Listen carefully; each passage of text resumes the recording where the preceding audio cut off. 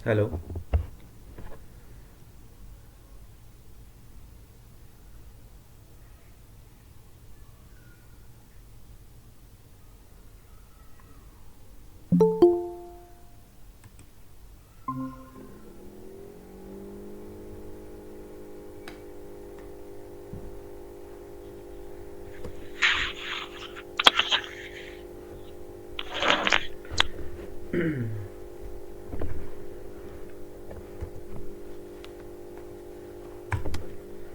Okay.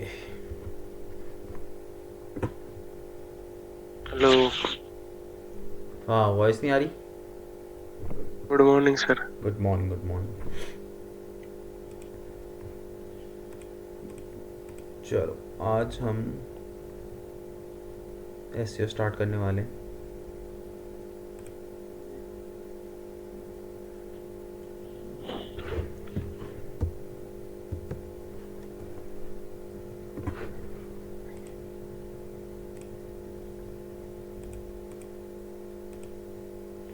करा कुछ website में अपडेट की वैसी है। कल तो सर टाइम नहीं मिल पाया मेरे को, दोपहर में कहीं जाना पड़ गया, फिर मैं रात को ही आया सर। हम्म। शादी में गया था, एक दोस्त की शादी थी। स्क्रीन शेयर हो रही है मेरी? हाँ जी। ठीक है।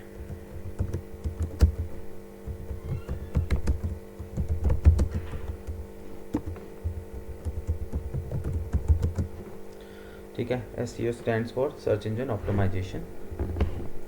ठीक है। नाउ एसईओ जो है, मैंने तुम्हें पहले भी बता रखा, बहुत अच्छे से एक्सप्लेन किया था। ये एक प्रोसेस है, ठीक है, जिसके थ्रू हम लोग क्या करते हैं, गूगल के सर्च इंजन पे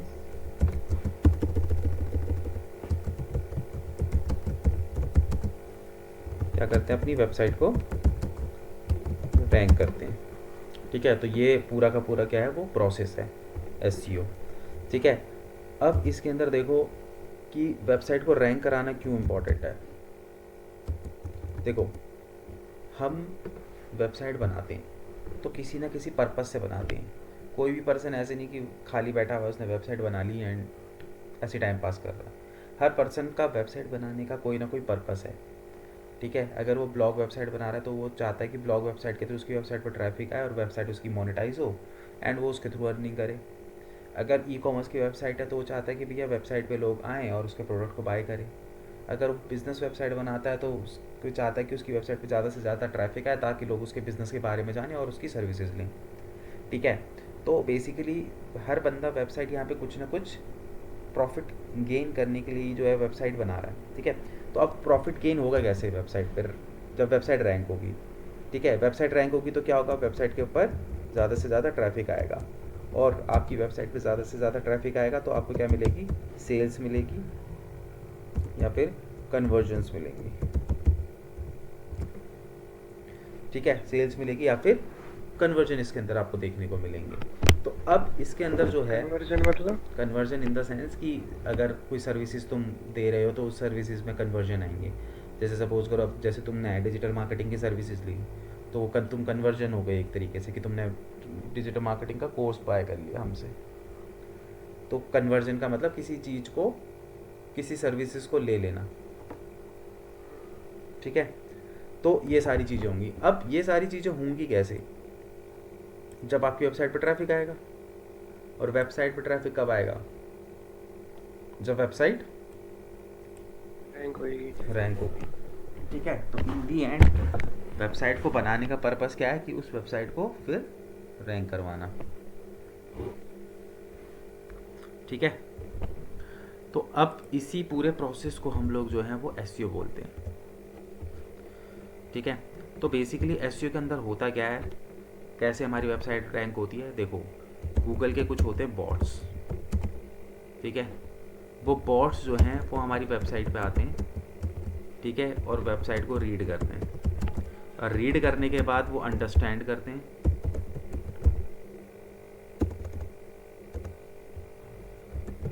और अंडरस्टैंड करने के बाद वो हमें रैंक प्रोवाइड करते हैं। ये पूरा का पूरा प्रोसेस होता है। अब देखो, सिंपल सी बात है, जो हमारी वेबसाइट होती है, हमारी वेबसाइट पे गूगल के बॉट्स आते हैं, ठीक है। अब वो बॉट्स जो है वो कोई इंसान नहीं है, वो क्या है, प्रोग्राम्स हैं। वो वेबसाइट पे आए, हमारी वेबसाइट को रीड किया, अंडरस्टैंड किया और रैंक किया। अब जो एसईओ प्रोसेस होता है, ठीक है, वो प्रोसेस होता है यहाँ से यहाँ तक का, एसईओ के अंदर जो बेसिकली हम लोग करते हैं। अब होता क्या है, क्योंकि देखो वेबसाइट है, ठीक है, अब वेबसाइट पे कुछ ना एरर्स आते हैं, कुछ ना कुछ इश्यूज आते हैं, जिनकी वजह से गूगल का बॉट है वो हमारी वेबसाइट को रीड नहीं कर पाता, ठीक है। अब अगर सपोज करो मैं इन दोनों प्रोसेस के बीच से इसको हटा दूं, तो क्या ये हो पाएगा? नहीं। नहीं हो पाएगा। अब एक बात बताओ कि सपोज करो कि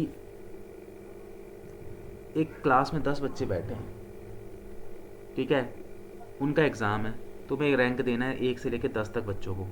अब उसमें से एक बच्चा है, वो उसने कुछ अब इस तरीके से एग्ज़ाम किया है, मतलब उसकी राइटिंग इतनी गंदी है, इतनी गंदी कि तुम्हें कुछ समझ ही नहीं आ रहा है, तो क्या करोगे तुम उसका?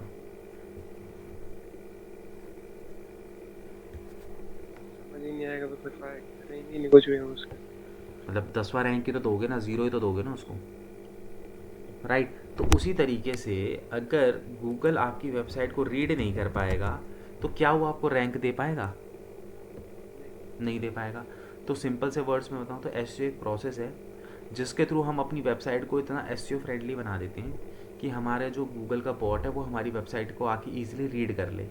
और भाई देखो, रीड कर लेगा तो वो उसको अंडरस्टैंड कर लेगा, और अगर उसको अंडरस्टैंड हो गई तो वो उसको रैंक भी कर देगा, ठीक है। तो इसीलिए जो है हम लोग वेबसाइट के ऊपर एसईओ करते हैं, ठीक है। अब देखो, अगर मैं बात करूँ, एक वेबसाइट को रैंक कराने में मैनी फैक्टर्स, मतलब बहुत सारे फैक्टर्स होते हैं, ठीक है। बहुत सारे फैक्टर्स के ऊपर आपको काम करना पड़ेगा। ऐसा नहीं है कि कोई एक चीज़ आपने कर ली और वेबसाइट रैंक हो गई, ऐसा नहीं होगा। काफ़ी सारे फैक्टर्स हैं जिनके ऊपर हम काम करेंगे और उसके ऊपर हम बात भी करेंगे, ठीक है। और एक वेबसाइट को रैंक करवाने के लिए मिनिमम 2 से 3 महीने लगते ही लगते हैं, मिनिमम बता रहा हूँ, ठीक है। और मैक्सिमम की बात लेके चलूँ तो 2 साल तक भी लग जाता है किसी वेबसाइट को रैंक कराने में, ठीक है।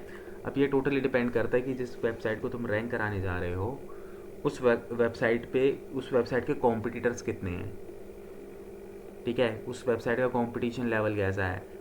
क्योंकि देखो ऑब्वियस ही बात है, किसी वेबसाइट को तुम रैंक करा रहे हो तो तुम्हारा कॉम्पिटिटर भी तो उसको रैंक करा रहा होगा ना, तो अगर वो बिल्कुल। भी उसके ऊपर एसईओ कर रहा होगा तो वो इतनी आसानी से आपको आगे निकलने नहीं देगा, राइट।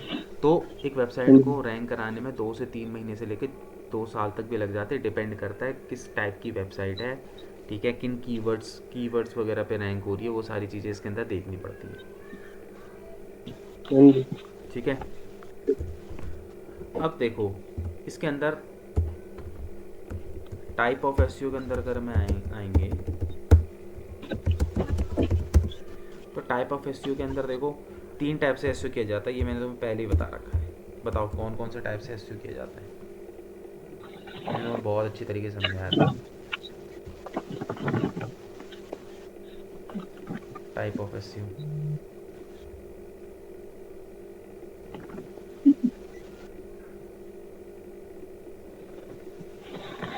3 टाइप है ना, एक black white grey. Black, white और ग्रे। ग्रे हैट, यही बताए थे। हाँ जी। तो यहाँ पे वाइट हैट एसईओ, दूसरे नंबर पे था ब्लैक, तीसरे नंबर पे था, ठीक है। तो मैंने क्या क्या बताया था, वाइट हैट एसईओ कौन सा एसईओ होता है, जहाँ पे हम लोग जो है ठीक है। लीगल तरीके से, एथिकल तरीके से जो है वो वेबसाइट को रैंक करते हैं। ब्लैक हैट एसईओ क्या होगा, अनएथिकल तरीका हो बिल- गया, हम्म, ठीक है। ग्रे हैट एसईओ क्या हो गया, वो कॉम्बिनेशन हो गया वाइट हैट और ब्लैक हैट का, हम्म, ठीक है। यही तरीका बताया था, हाँ जी। ठीक है। तो देखो हम लोग यहाँ पे देखो जो स्टार्ट करने वाले हैं वो वाइट हैट एसईओ है। ठीक है, वाइट हैट एसईओ के अंदर हम लोग क्या करेंगे, पूरे रूल्स एंड रेगुलेशंस के साथ इथिकल वे में जो है एक वेबसाइट को हम रैंक कराने की यहाँ पे क्या करेंगे, कोशिश कोशिश करेंगे। करें। ठीक है, हम्म। अब इसके अंदर देखो, अगर मैं बात करूँ यहाँ पे वाइट हैट एसईओ की, तो ये हम स्टार्ट करने वाले हैं। देखो अब क्या है ना कि वाइट हैट एसईओ के अंदर देखो बेसिकली मैं दो चीज़ें हैं जिनकी ना बार बार मैं मतलब जिन दो वर्ड्स को मैं बार बार रिपीट करता रहूँगा, तो वो तुम अच्छी तरीके से समझ लो। एक होता है हम्म। क्रॉलिंग हम्म। और एक होता है इंडेक्सिंग। इन दोनों वर्ड्स को अच्छे तरीके से समझ लो। क्या होते हैं ये? समझा रहा हूँ अभी, तो इनको इनको तुम्हें अच्छी तरीके से समझना है। क्रॉलिंग और इंडेक्सिंग किसे कहते हैं? देखो क्रॉलिंग बहुत सिंपल होता है। यहाँ पे क्रॉलिंग का मतलब होता है जब गूगल का जो बॉट है हम्म। वो आपकी वेबसाइट पे आता है और आपकी वेबसाइट को क्या करता है, रीड करता है, तो उस प्रोसेस को हम क्रॉलिंग बोलते हैं। मतलब कि अगर एक गूगल का बॉट तुम्हारी वेबसाइट पे आया, दैट मीन्स हम्म। कि वो तुम्हारी वेबसाइट को क्रॉल करके गया। तो हम्म। क्रॉलिंग का मतलब सिंपल सा ये होता है कि गूगल का बॉट आपकी वेबसाइट को रीड कर रहा है, उस प्रोसेस को क्रॉलिंग कहते हैं। ओके। अगर वो रीड करके चले गया, दैट मीन्स कि क्या मतलब हो गया कि वेब गूगल का बॉट आपकी वेबसाइट को क्रॉल करके चले गया। हम्म। तो क्रॉलिंग का मतलब क्या हो गया, रीडिंग, कि भाई गूगल का बॉट आपकी वेबसाइट पे आके आपकी वेबसाइट को रीड करके जा रहा है। हम्म। ठीक है, हाँ जी। अब देखो जो गूगल का बॉट है वो आपकी वेबसाइट पे तीन तरीके से आता है। सबसे पहला तरीका होता है सेल्फ, मतलब कि जो गूगल के बॉट्स होते हैं वो ना इंटरनेट पे वेबसाइटों को एक्सप्लोर करते रहते हैं, क्योंकि इनका काम है नया नए वेबसाइटों को ढूंढना और उनके कंटेंट उठा के अब वो करना, कैप्चर करना। मतलब उनका काम हम्म। होता है ना नया नया कंटेंट ढूंढना गूगल के ऊपर। ठीक है, ओके। तो एक तो तरीका होता है सेल्फ, कि भाई गूगल का बॉट खुद से तुम्हारी वेबसाइट पे आएगा। अब वो कब आएगा इस बात की कोई गारंटी नहीं है। सपोज़ तुमने आज हम्म। वेबसाइट बनाई, हो सकता है कल ही तुम्हारी वेबसाइट पे आ जाए, हो सकता है चलती हम्म। हुई वेबसाइट में तुम्हारी वेबसाइट पे आ जाए, हो सकता है एक हम्म। साल भी लगा दे और 2 साल भी लगा दे। ठीक है, तो ये- सेल्फ के हम्म। अंदर कोई उसकी गारंटी नहीं होती कि कब वो गूगल का बॉट जो है वो तुम्हारी वेबसाइट पे आएगा। दूसरा तरीका ओके। जो होता है जिससे बॉट गूगल का बॉट, देखो सिंपल से एक चीज़ को गांठ बांध लो, गूगल का बॉट जितना तुम्हारी वेबसाइट पे आएगा तुम्हारी वेबसाइट के लिए उतना ही ज़्यादा फ़ायदेमंद होने वाली हाँ है ये जी। चीज़ें। ठीक है, ओके। दूसरा तरीका है बैकलिंक के थ्रू। ठीक है, अब ये बैकलिंक जो है वो तुम्हें आगे समझ में आएगा, अभी सिर्फ ऊपर ऊपर से समझो इस चीज़ को कि बैकलिंक का मतलब होता है कि हम यहाँ पे क्या करते हैं, दूसरी वेबसाइट्स की हेल्प लेते हैं अपनी वेबसाइट को रैंक करवाने में। हम्म। ठीक है, उसको हम बैकलिंक बोलते हैं। ये पूरा टॉपिक है, इसको हम पढ़ेंगे, बस अभी सिर्फ इतना समझो। तीसरा तरीका होता है गूगल सर्च कंसोल के थ्रू। ठीक ये है, सब स्क्रोलिंग के वो हैं क्या पार्ट्स? ये क्रॉलिंग के पार्ट नहीं है। हमारी वेबसाइट पे देखो क्रॉलिंग होगी कब, जब बॉट हमारी वेबसाइट पे आएगा। हम्म। तो ये तरीके बता रहा हूँ कि बॉट कैसे कैसे हमारी वेबसाइट पे आता है। ठीक है। ठीक है, अब तुम इसमें उलझो मत, ये बैकलिंक क्या होते हैं, गूगल सर्च कंसोल क्या होता है, ये सारे के सारे टॉपिक्स हैं आगे चल के। हम्म। ठीक है, इनके ऊपर हम डीप में बात करेंगे। अभी जो तुम्हें समझना है, तुम्हें सिर्फ इतना समझना है कि क्रॉलिंग किसे कहते हैं, फिलहाल के लिए तुम्हें इतना समझना है। तो क्रॉलिंग का ओके। मतलब क्या हो गया, सिंपल सा, कि गूगल का बॉट तुम्हारी वेबसाइट पे आके तुम्हारी वेबसाइट को रीड कर गया, तो दैट मीन्स कि वो उसी प्रोसेस को क्या बोलते हैं, क्रॉलिंग बोलते हैं। हम्म। ठीक है, तो तुम्हें इस पे फोकस करना है।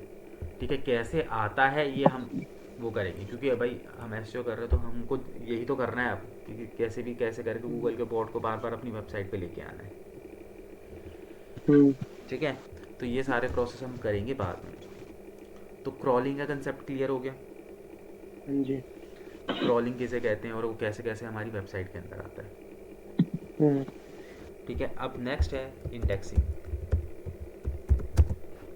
ठीक है, इंडेक्सिंग किसे बोलते हैं, देखो इंडेक्सिंग क्या होता है कि देखो जो है गूगल का ना अपना खुद का एक वेब सर्वर होता है। ठीक है, मतलब कि क्या है, गूगल के पास अपना खुद का एक सर्वर है, ऑनलाइन सर्वर है, वेब सर्वर है। हम्म। ठीक है। अब जिस दिन आपकी वेबसाइट उसके सर्वर पे अपलोड हो गई,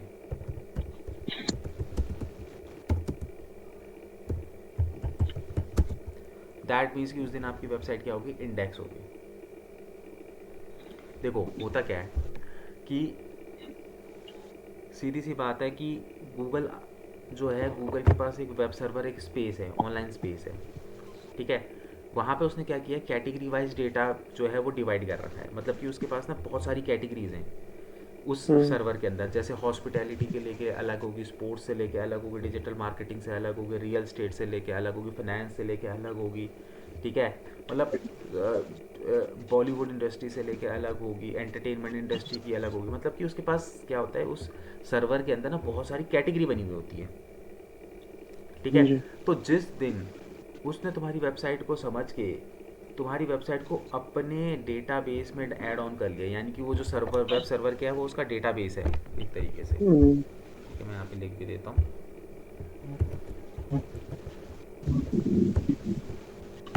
डेटाबेस। यानी कि जिस दिन गूगल ने तुम्हारी वेबसाइट को अपने डेटाबेस में ऐड कर लिया, दैट मीन्स कि उस दिन तुम्हारी वेबसाइट क्या हो गई, इंडेक्स हो गई। हम्म। ठीक है। अब एक बात बताओ, अगर वेबसाइट इंडेक्स नहीं होगी तो क्या वेबसाइट रैंक होगी? नहीं। नहीं होगी। और वेबसाइट तुम्हारी इंडेक्स होगी कैसे? जब तुम्हारी वेबसाइट क्रॉल होगी, हम्म। है ना। जब तुम्हारी वेबसाइट पे क्रॉलिंग होगी, वेबसाइट पे गूगल का बॉट आएगा, रीड करेगा, समझेगा, उसके बाद ही तो वो उसको इंडेक्स करेगा। हम्म। तो प्रोसेस तो इसका मतलब समझ में आया कि आपको अपनी क्रॉलिंग पे फोकस करना है कि गूगल का बॉट ज़्यादा से ज़्यादा आपकी वेबसाइट पे आए। वो जितना ज़्यादा वेबसाइट पे आएगा उतना ज़्यादा तुम्हारी वेबसाइट को समझेगा, जितना ज़्यादा वो तुम्हारी वेबसाइट उसे समझ में आएगी उतना ही क्विकली वो क्या करेगा, तुम्हारी वेबसाइट को अपने सर्वर पे लेके आएगा। जी। ठीक है। तो इस पूरे प्रोसेस में क्या हुआ कि पहले क्रॉलिंग हुई, क्रॉलिंग करने के बाद गूगल के बॉट को समझ में आई वेबसाइट, तो उसने आपकी वेबसाइट को क्या कर दिया, इंडेक्स कर दिया। दैट मीन्स कि उसने अपने डेटाबेस में तुम्हारी वेबसाइट को डाल दिया। अब जब तुम उसके डेटाबेस में जाओगे उसके बाद ही तो तुम रैंकिंग करोगे ना। अब सपोज करो तुम उसके डेटाबेस में ही नहीं हो और तुम लगे हो एसईओ करने में, तो कुछ फ़ायदा होगा? नहीं। भाई वो रैंकिंग देता किस तरीके से, उसके डेटा, सपोज करो वो गूगल रैंकिंग किस तरीके से देता है, देखो उसको समझो। रैंकिंग किस तरीके से होती है? रैंकिंग होती है कि भाई सपोज करो किसी बंदे ने गूगल पे कोई कीवर्ड टाइप किया, सपोज करो ये टाइप करती है, बेस्ट डिजिटल मार्केटिंग एजेंसी। ठीक है। अब गूगल ने देखा, जैसी ये क्वेरी गूगल के ऊपर ही, गूगल ने देखा कि भैया ये कीवर्ड आ गया। ठीक है। अब इस कीवर्ड पे क्या करेगा गूगल, अपने डेटाबेस पे जाएगा। ठीक है। तो सबसे पहले वो क्या करेगा, डिजिटल मार्केटिंग वाली जो कैटेगरी है उसके अंदर जाएगा, और वहाँ पे जाने के बाद वो देखेगा कि उसके पास बहुत सारे मल्टीपल वेब पेज है, मिलियंस ऑफ वेब पेजेस वहाँ पे है। तो उसको जिसका रिजल्ट अच्छा लगेगा उसके अकॉर्डिंगली वो क्या करेगा, गूगल पे फटाफट से हमें रैंकिंग निकाल के दे देगा कि भाई इसका पेज नंबर 1 पे रहेगा, इसका पेज नंबर 2 पे रहेगा, इसका पेज नंबर 3 पे रहेगा। ठीक है। तो वो डेटा निकाल कहाँ से रहा है, ये रैंकिंग निकाल कहाँ से रहा है, अपने डेटाबेस से तो निकाल रहे हैं। अब तुम उसके डेटाबेस के अंदर ही नहीं हो, तो क्या तुम रैंक करोगे? नहीं। नहीं करोगे, ऑब्वियस ही बात है। तो हमें बेसिकली क्या करना है, वेबसाइट को बनाना है, वेबसाइट को इस तरीके से बनाना है कि गूगल का बॉट उसे क्रॉल कर ले, और क्रॉल करके उसको क्या कर दे, अपने डेटाबेस में इंडेक्स कर दे। हम्म। ठीक है। तो हाँ जी। तभी जो है, हम्म। अब देखो इंडेक्सिंग का मतलब ये नहीं होता कि तुम पेज नंबर 1 पे पेज पे आ रहे हो। इंडेक्सिंग का मतलब सिंपल सा ये होता है कि तुम उसके डेटाबेस पे घुस गए हो बस। अब उसके डेटाबेस हम्म। पे घुसने के बाद आपको वहाँ पे जो है वेबसाइट के ऊपर काम करते करते करते करते नंबर 1 पे आना है। ओके। ठीक है। अब एक चीज़ हमेशा याद रखना, कभी भी वेबसाइट रैंक नहीं होती, कभी भी वेबसाइट क्या है, रैंक नहीं होती। हमेशा वेबसाइट के पेजेस रैंक होते हैं, ये बात हमेशा ध्यान रखना। ओके। ठीक है। वेबसाइट के हमेशा पेज रैंक होते हैं, वेबसाइट कभी भी रैंक नहीं होती है। नहीं यार। ठीक है। अब कई बार ऐसा भी होगा, अब तुम्हारी वेबसाइट पे 10 पेज हैं, जिसमें से 5 हम्म। इंडेक्स हो जाएंगे और 5 रह जाएंगी। 5 हो सकता है कि बाद में इंडेक्स हो, ऐसा भी होता है कि तुम्हारी वेबसाइट पे सिर्फ एक ही पेज इंडेक्स हो रहा है, बाकी के 9 हो ही नहीं रहे, वो कुछ टाइम के बाद हो रहे हैं, तो ऐसा भी पॉसिबल है। ठीक है, तो इस चीज़ को हमेशा ध्यान रखना, कभी भी कोई वेबसाइट रैंक नहीं होती, वेबसाइट का जो पेज है ना वो रैंक होता है। हम्म। और यह याद रखना, हमेशा पेज किसके ऊपर रैंक होता है, हमेशा कीवर्ड के ऊपर रैंक होता है। अच्छा। पेज हमेशा क्या है, कीवर्ड के ऊपर रैंक होता है, क्योंकि गूगल पे हम कोई कीवर्ड डालते हैं तभी तो हमको उसका रिजल्ट मिलता है ना, है ना। तो हाँ ऐसा जी। पॉसिबल है कि अगर तुम्हारी वेबसाइट पे 4 पेज हैं, तो तुम्हारा होम पेज पहले रैंक पे आ रहा है, तो हो सकता है कि तुम्हारा सर्विसेज का पेज 10वें रैंक में आ रहा हो, पॉसिबल है। हम्म। क्योंकि पेज रैंक होते हैं, और सारे पेज भाई हमें हमें करना तो यही कि हमारा हर पेज टॉप पेज पे आए, पहले नंबर पे आए, फर्स्ट रैंक पे आए। बट जो पेजेस होते हैं उन पर फ्लक्चुएशंस होती है। हम्म। ठीक है, और इवन कीवर्ड्स, क्यों हम अपनी अपनी वेबसाइट के ऊपर कीवर्ड डालेंगे बहुत सारे, वो बताऊंगा कीवर्ड्स क्या होते हैं सारी चीज़ें। तो कीवर्ड्स भी अलग अलग रैंक होते हैं। अच्छा। ठीक है, फॉर एग्जांपल देखो, जैसे मैं अभी यहाँ पे दिखाता हूँ, मैंने गूगल पर टाइप किया डिजिटल मार्केटिंग एजेंसी, और मैंने एंटर किया। ठीक है, यहाँ पे ये तो एडवर्टीजमेंट है, इनको अभी इग्नोर करो, क्योंकि हम एसईओ रिजल्ट की बात कर रहे हैं। यहाँ से रिजल्ट, ये ऐड है, यहाँ से ऑर्गेनिक रिजल्ट स्टार्ट हो रहे हैं एसईओ के। पहले नंबर पे देखो कौन सा है, वेबी सोशल है, इंकिक है, पंकज कुमार SEO.com है। ठीक है, फिर ये इंस्टाग्राम का कोई पेज आ रहा है, फिर डिजिटल मार्केटर्स और किंग ऑफ डिजिटल मार्केटर। ठीक है, ये इनकी रैंकिंग है, ध्यान रखना है। अब मैं क्या करूँगा, मैं यहाँ पे गूगल पे आता हूँ, मैं यहाँ पे ना थोड़ा सा इसके अंदर चेंज करूँगा, ये जो कीवर्ड है ना, इसके अंदर थोड़ा सा चेंज करके तुम्हें दिखाऊंगा। देखो, अब मैं यहाँ पे लिखता हूँ बेस्ट डिजिटल मार्केटिंग एजेंसी, और मैं यहाँ पे करता हूँ एंटर। दोनों ही कंडीशन में मैं क्या कर रहा हूँ, डिजिटल मार्केटिंग की एजेंसी को ही सर्च कर रहा हूँ। ठीक है, देखो ये इसका ऑर्गेनिक रिजल्ट है, यहाँ से स्टार्ट है। अब पहले नंबर पे क्या है, इंकिक है, और इस कीवर्ड पे पहले नंबर पे क्या आ रहा था, ये देखो क्या आ रहा है, वेबी सोशल। अब यहाँ पे इस कीवर्ड पे डिजिटल मार्केटिंग एजेंसी पे वेबी सोशल पहले नंबर पे है, लेकिन अगर मैं बात करूँ बेस्ट डिजिटल मार्केटिंग एजेंसी, जो मैंने यहाँ पे कीवर्ड डाला उसमें वेबी सोशल दूसरे नंबर पे है। देखो, किंग ऑफ डिजिटल मार्केटिंग यहाँ पे तीसरे नंबर पे है, लेकिन अगर मैं यहाँ पे बात करूँ किसके अंदर, नॉर्मल कीवर्ड के अंदर, तो यहाँ पे किंग ऑफ डिजिटल मार्केटर देखो कौन से नंबर पे आ रहा है, 5वें नंबर पे आ रहा है। तो देख रहे हो कि एक कीवर्ड चेंज करते ही रैंकिंग चेंज हो गई। हाँ जी। ठीक है, तो इसी तरीके से हम मल्टीपल कीवर्ड्स अपनी वेबसाइट पे डालते हैं, और वहाँ पे हम कोशिश करते हैं कि हर कीवर्ड पे हम पहले नंबर पे आए। ठीक है, हम्म। तो इस तरीके से जो है एसईओ चलता है। अभी मैंने ये नहीं बताया कि होता कैसे है, अभी सिर्फ कंसेप्ट को समझो। ठीक है, ये सारी चीज़ें तुम्हें पता होनी चाहिए, कि क्योंकि ये सारे वर्ड्स मैं बार बार यूज़ करूँगा, इसलिए मैं तुम्हें पहले समझा रहा हूँ। मैं इंडेक्सिंग बोलूँगा तो तुम्हें समझना है कि भाई वेबसाइट पे बॉट आ गया, उसे रीड कर रहा है, उसे इंडेक्सिंग बोलते हैं। मैं कह रहा हूँ कि भैया तुम्हारी वेबसाइट इंडेक्स हुई है कि नहीं हुई है, इंडेक्सिंग का मतलब क्या है कि भाई तुम्हारी वेबसाइट गूगल के डेटाबेस में है कि नहीं है, इसकी बात हो रही है। ठीक है, मैं कह रहा हूँ कि भैया तुम्हारा जो कीवर्ड है वो रैंक कर रहा है, तो कीवर्ड आप इसको समझो कि भाई वेबसाइट पे हम मल्टीपल कीवर्ड डालेंगे, और हर कीवर्ड पे हमें रैंक करना है, क्योंकि हर कीवर्ड पे रैंकिंग अलग अलग आती है।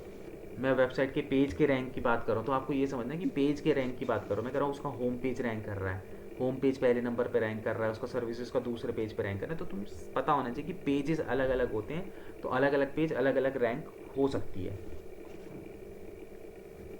ठीक है, तो इसीलिए ये सारी चीज़ें तो मैं पहले क्लियर कर रहा हूँ, क्योंकि ये सारी चीज़ें हम ना रिपीट करते रहेंगे एसईओ के अंदर। Okay sir. ठीक है, अभी यहाँ तक बताओ मुझे कि कहीं पे कोई दिक्कत है तो मुझे बताओ पहले ही। नहीं, अभी तो नहीं है। क्लियर है सब? हाँ जी।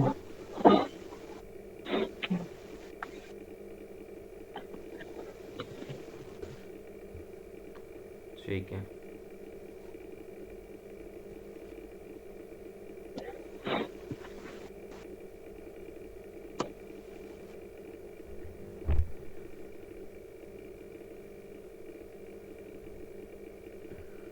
हाँ, नेक्स्ट। अब यहाँ पे देखो, जो है हम लोग जो है ऑन पेज एसईओ स्टार्ट करेंगे।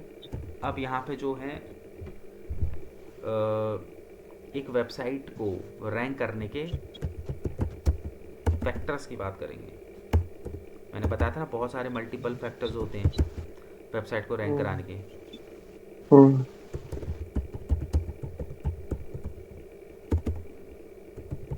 उसके बारे में बात करेंगे। तो यहाँ पे 3 मेजर फैक्टर्स होते हैं जिनके बारे में बात करूँगा। एक होता है ऑन पेज एसईओ, दूसरा होता है तुम्हारा टेक्निकल,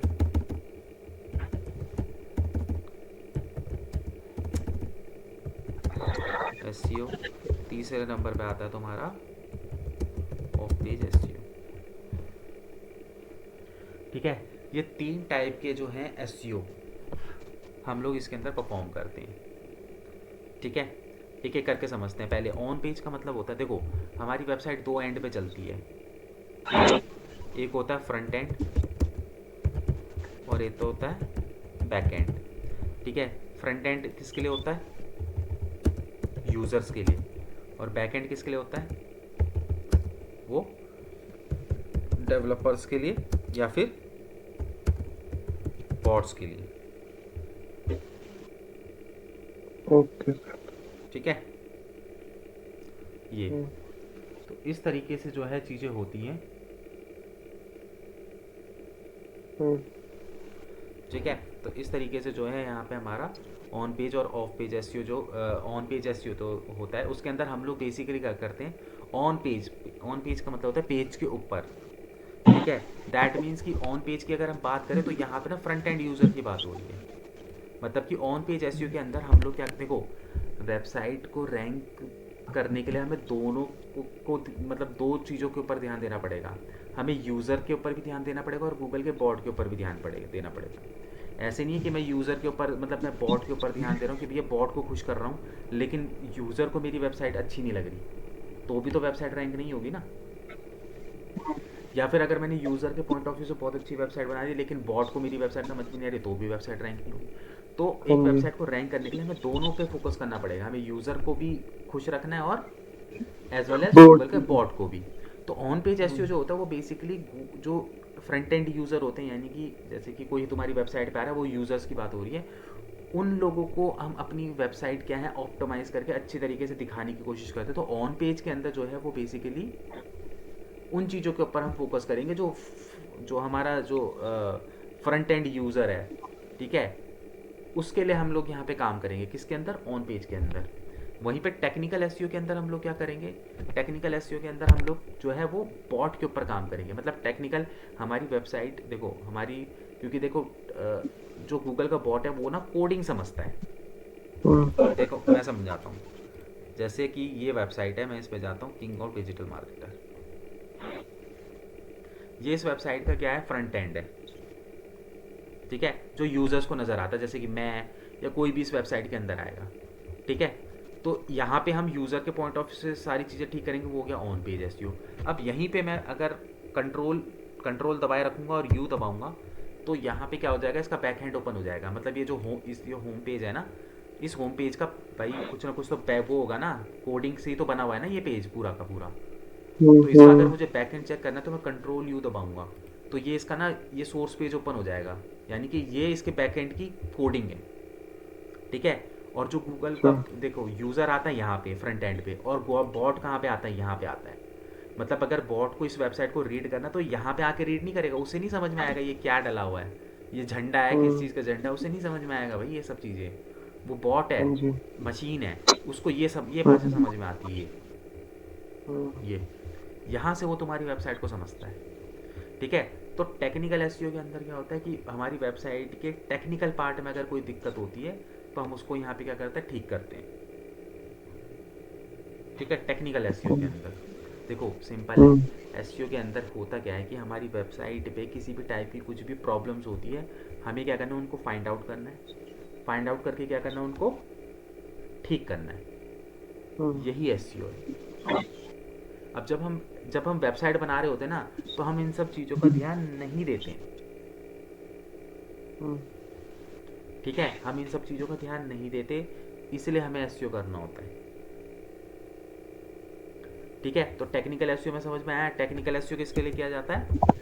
बॉट्स के लिए किया जाता है, ताकि जो बॉट्स जब हमारी वेबसाइट पे आए तो वो एकदम स्मूथली हमारी वेबसाइट को रीड कर सकें। क्योंकि तुम्हें पता है कि बॉट्स अगर हमारी वेबसाइट को रीड नहीं कर पाएंगे तो क्या होगा?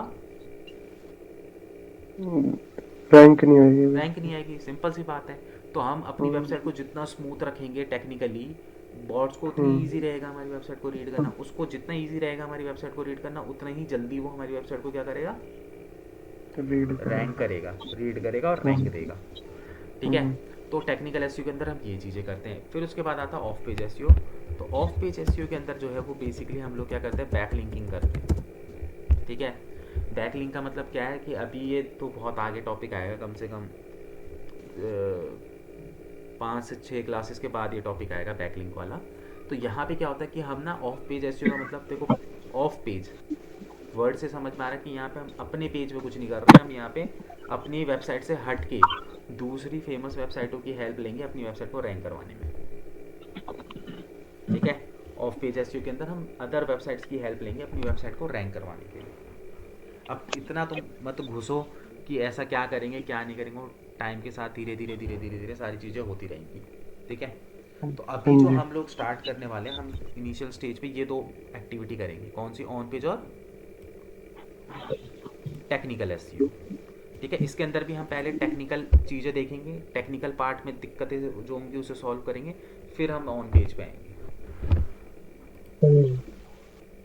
ठीक है, क्लियर है जी। ठीक है, तो अब देखो, अब इसके अंदर देखो क्या होता है कि जो ऑन पेज और टेक्निकल एसईओ है ना, इसके हम बिल्कुल प्रॉपर तरीके से काम करेंगे जैसे जॉब में काम करते हैं। ठीक है, बिल्कुल प्रैक्टिकल वे में तुम्हारे को यहाँ पे जो है एक लाइव प्रोजेक्ट के ऊपर काम करोगे तुम यहाँ पे अब। ठीक है, आज से। और जो चीज़ तो देखो क्लियर बता रहा हूँ, आज जो चीज़ मैं काम दे रहा हूँ मुझे कल वो चाहिए चाहिए। ठीक है, इस चीज़ से तुम्हें ही फ़ायदा होगा जॉब के टाइम पे। जब जब जॉब पे जाओगे ना, तो नए नए जो फ्रेशर्स होते हैं उनको यही पूछा जाता है कि आपने प्रैक्टिकली क्या किया है। तो जो चीज़ मैं तुम्हें बता रहा हूँ, जो प्रोजेक्ट मैं तुम्हें अभी दूंगा, तुम्हें वो प्रोजेक्ट जो है जॉब पे दिखाना है कि ड्यूरिंग द कोर्स मैंने इस प्रोजेक्ट के ऊपर काम किया था। तो इससे तुम्हें ही फ़ायदा होगा, याद रखना। इसलिए सीरियस नोट पे इस चीज़ को करना है, कोई बहानेबाजी नहीं, कुछ नहीं। ठीक है, हार्डली 1-2 घंटे का काम है, और पूरे दिन में तुम अभी जॉब फ्री हो, तो 1-2 घंटा तुम्हारे लिए कोई बड़ी बात नहीं है। ठीक है, तो यहाँ पे देखो क्या होता है कि यहाँ पे बनती है रिपोर्ट। ठीक है, कि भाई तुम ऑन पेज और टेक्निकल एसईओ देखो, ऑन पेज और टेक्निकल एसईओ में कोई भी दिक्कत होती है, तुम्हारा काम है उसको फाइंड आउट करना। उसको ठीक कौन करेगा? डेवलपर ठीक करेगा। और तुम जहाँ भी जॉब पे जाओगे तुम्हें डेवलपर मिलेगा। ठीक है, लेकिन तुम्हें क्या करना पड़ेगा? उस डेवलपर को ऑन पेज और टेक्निकल एसईओ की क्या देनी पड़ेगी? रिपोर्ट देनी पड़ेगी। ठीक है, और वो उस रिपोर्ट के अकॉर्डिंगली वो सारी चीज़ों को ठीक करेगा। रिपोर्ट कैसे बनेगी वो मैं बताऊंगा तुम्हें। ठीक है, अब यहाँ पे रिपोर्ट बनानी है तुम्हें।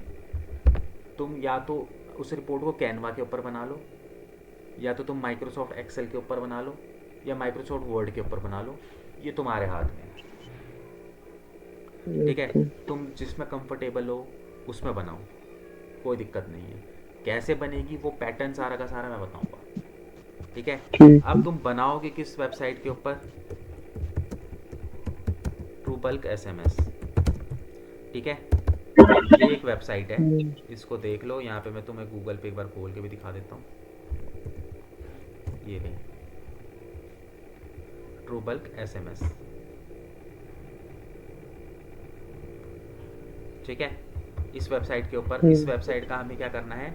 ऑन पेज और टेक्निकल एसईओ की रिपोर्ट तैयार करनी है।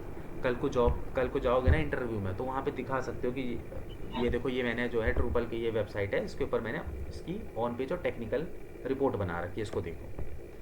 तो जब वो देखेंगे ना तुम्हारी रिपोर्ट, तो इंटरव्यू के आधे क्वेश्चन तो वहीं छोड़ देंगे। जब उनको दिख रहा है कि बंदा प्रैक्टिकली सब कुछ करके दिखा रहा है, तो वो तुमसे क्वेश्चन करेंगे ही नहीं। अगर तुम चाहते हो कि इंटरव्यू में तुम्हारे ऊपर कम से कम क्वेश्चन हो, तो रिपोर्ट बना के लेके चले जाना। वो ऑटोमेटिकली समझ जाएंगे कि हाँ पे बंदे को काम आता है। ठीक है, तो इसकी रिपोर्ट तुम्हें बनानी है। अब कैसे बनानी है वो मैं तुम्हें बताऊंगा। अब सबसे पहले तो जो भी प्लेटफॉर्म है तुम्हारे पास, तुम उस प्लेटफॉर्म को यूज़ करो। मुझे नहीं पता, तुमको जो कंफर्टेबल लगता है तुम उसके ऊपर काम करो। सबसे पहले क्या करना है, सबसे पहले रिपोर्ट में तुम क्या करोगे, सबसे पहले तुम रिपोर्ट पे क्या करोगे, कंपनी का नाम लिखोगे, जो भी कंपनी का नाम है, ठीक है। उसी के हम्म। नीचे थोड़ा सा तुम लिख दोगे स्टैब्लिश डेट, ठीक है। अगर स्टैब्लिश डेट तुम्हें मिल रही है तो लिख दो, बेटर है। देखो प्रेजेंटेशन होता है ये, अब कंपनी का नाम और स्टैब्लिश डेट से कोई फ़र्क नहीं पड़ेगा, लेकिन ये प्रेजेंट करने का एक तरीका होता है रिपोर्ट को। हम्म। क्योंकि ये रिपोर्ट हो ना, ट्रू बल्क एसएमएस वाले को जाएगी, तो वो देखेगा हम्म। तो सही कि हाँ यार वेल अच्छी तरीके से लोगों ने क्या कर रखा है, डिज़ाइन कर रखा है। मतलब कि हम्म। रिपोर्ट जो है इतने प्रॉपर, मतलब मैं तुम्हें यहाँ पे प्रोफेशनल तरीका बता रहा हूँ, तो सीधे हाँ जी। कि जॉब पे ऐसे ही काम होगा, ठीक है। हम्म। तो उसके अकॉर्डिंगली तो तुम उसके अबाउट अस के पेज पे जाओगे तो तुम्हें स्टैब्लिश डेट पता चल जाएगी कि वो कब स्टैब्लिश हुई थी। हम्म। मोस्टली लोग डालते हैं कि हमारी कंपनी कब स्टैब्लिश हुई थी, ठीक है। कंपनी का ऊपर बोल्ड बोर्ड में अच्छे से फॉन्ट के साथ नाम लिखोगे, नीचे स्टैब्लिश डेट लिख दोगे छोटे से फॉन्ट में, ठीक है। उसके हम्म। बाद तुम यहाँ पे क्या करोगे, उसी के नीचे जस्ट ब्रैकेट के अंदर लिखोगे प्रिपेयर्ड बाय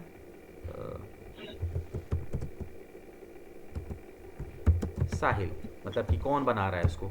तो नीचे ब्रैकेट में लिख देना क्या कहते हैं, प्रिपेयर्ड बाय साहिल करके, मतलब कि हम्म। रिपोर्ट बनाई किसने, ठीक है। ये हम्म। प्रेजेंटेशन का तरीका है। कर लोगे इतना। हाँ जी। इतना करने के बाद फिर तुम सबसे पहले यहाँ पे जो सबसे पहला टॉपिक हमारा यहाँ पे होने वाला है वो है साइट एनालिसिस। साइट एनालिसिस मतलब साइट एनालिसिस के हम्म। अंदर तुम क्या करोगे कि उस वेबसाइट के होम पेज पे तुम्हें जाना है, सर्विसेज के पेज पे जाना है, ठीक है, और अबाउट अस के पेज पे जाना है, ठीक है। इन तीन पेजों को अच्छे तरीके से तुम्हें एक्सप्लोर करना है। इनको देखो, एक वेबसाइट को रैंक कराने के लिए तुम्हें 3 से 4 महीने मिलेंगे, तुम करोगे क्या 3 से 4 महीने, यही हम्म। सारी चीज़ें करोगे, धीरे धीरे स्टार्ट करोगे। तो अब तुम्हें क्या करना है, सबसे पहले पहले ये सारी चीज़ें लिख लोगे ऊपर टॉप पे, ठीक है। ये हम्म। सारी चीज़ें लिखने के बाद एक दो बार एंटर मारना, और नीचे ये मत लिखना साइट एनालिसिस। साइट एनालिसिस तो मैं तुम्हें बता रहा हूँ, तुम्हें वहाँ पे क्या करना है, होम सर्विसेज और अबाउट अस के पेज पे जाके तुम्हें उस हम्म। वेबसाइट के बारे में एक समरी लिखनी है। समरी का मतलब क्या है, वहाँ पे तुम लिखोगे कि true bulk S M S, true bulk S M S is a website of bulk S M S services provider. True bulk S M S is a bulk S M S email service provider. ये basically यही काम करते हैं, ठीक है। ये हम्म। लिखोगे, उसके बाद इनकी कहाँ कहाँ पे ब्रांचेज हैं, ठीक है, और ये जो कंपनी है वो कितनी पुरानी है, ठीक है। तो हम्म। इस तरीके से क्या करोगे, ज़्यादा नहीं, 4 से 5 लाइनों में तुम्हें उस कंपनी की एक समरी देनी है। ओके अब सर। तुम बोलोगे समरी से फ़ायदा क्या होगा, देखो ये प्रेजेंट करने का तरीका है, हम्म। ठीक है। थोड़ा सा तुम उसके बारे में लिखोगे, अगर रिपोर्ट बना रहे हो तो लिखना चाहिए, ठीक है। उससे क्या हो जाती है कि एक प्रेजेंटेबल रिपोर्ट बनती है, हम्म। ठीक है। रिपोर्ट कैसे बनानी, जो नॉर्मल जो पेज पे टाइप करते हैं वैसे ही ना?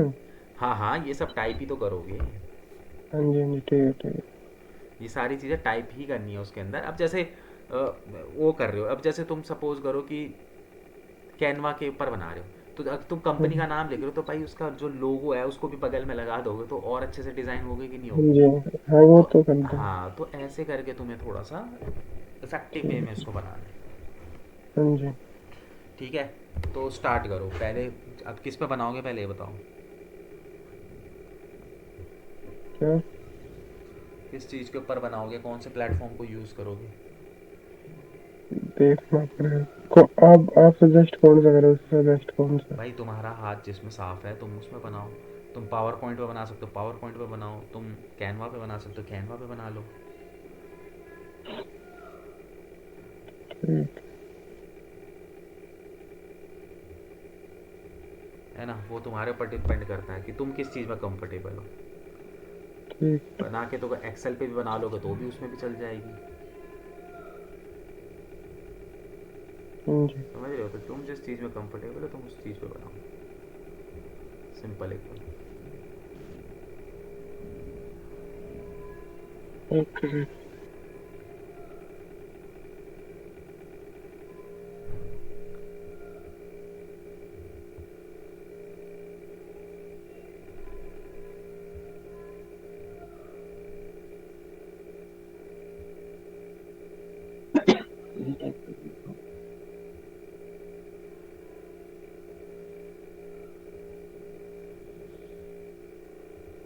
एक्सेल पे बना लो ना एक्सेल पे बना लो,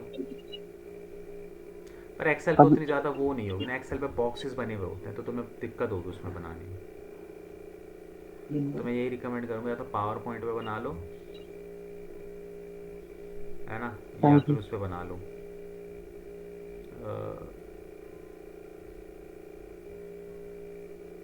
कैनवा पे बना लो या पावर पॉइंट, इन दोनों में से किसी एक पे बना लो। ठीक है, पावर पॉइंट पे बना लो। पावर पॉइंट आता है ना, पावर पॉइंट, हाँ जी।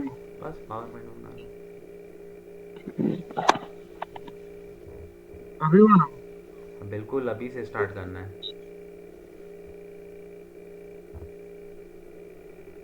फिर उसके बाद जो भी जो चीज़ें हम यहाँ पे आज सीखेंगे वो सारे कि सारा तुम्हें जो है वो अपनी रिपोर्ट में ऐड ऑन करना होगा।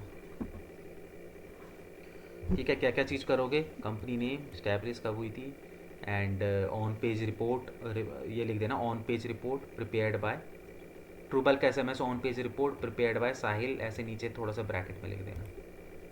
और फिर उसके बाद थोड़ा सा साइट एनालिसिस में 4-5 लाइनें लिख देना। ठीक है, ठीक करो, मैं टॉयलेट होके आ रहा हूँ, चला 2 मिनट।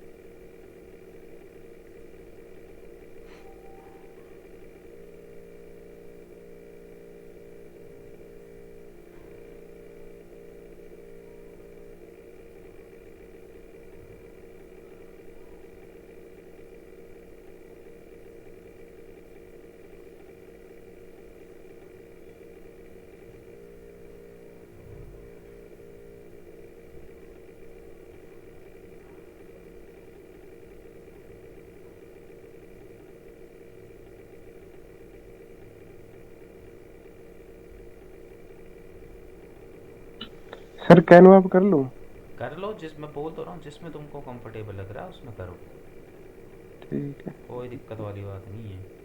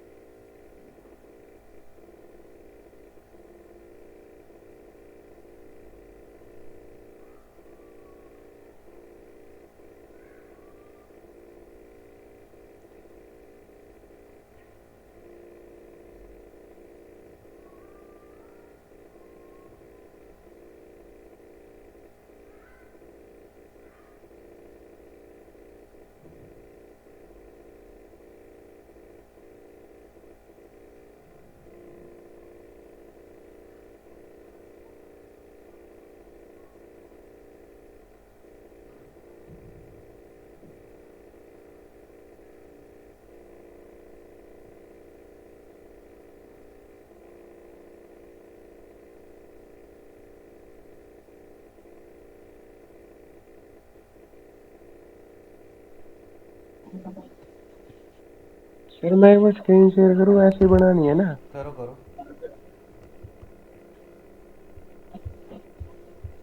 मैं हटाता हूँ। आप बता दो।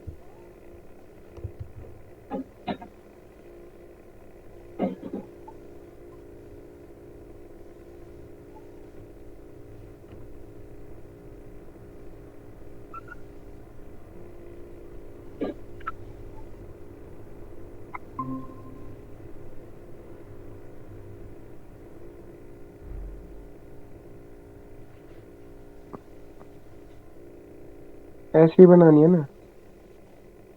स्क्रॉल करो ऊपर।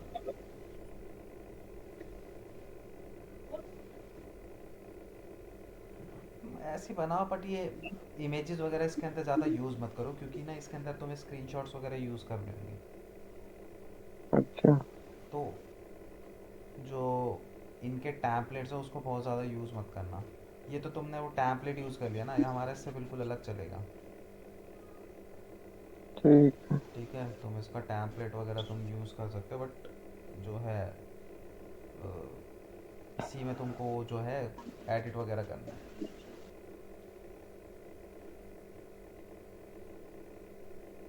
वो एसईओ रिपोर्ट का टैम्पलेट नहीं मिलेगा तुमको यहाँ पे।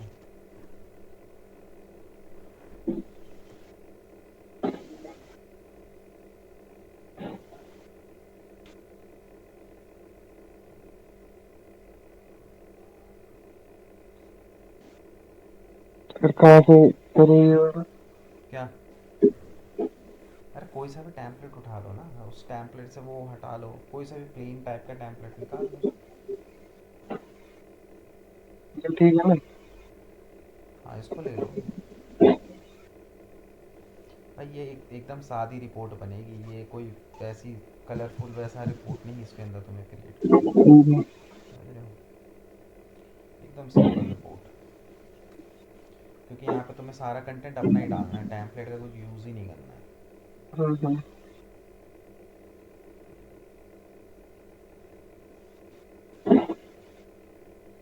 हमने कितने पेज की बनानी है?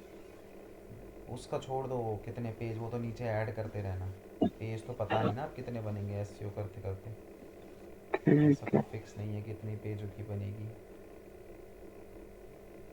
तो बनाते बनाते कितने पेज लग जाएंगे बनाने में।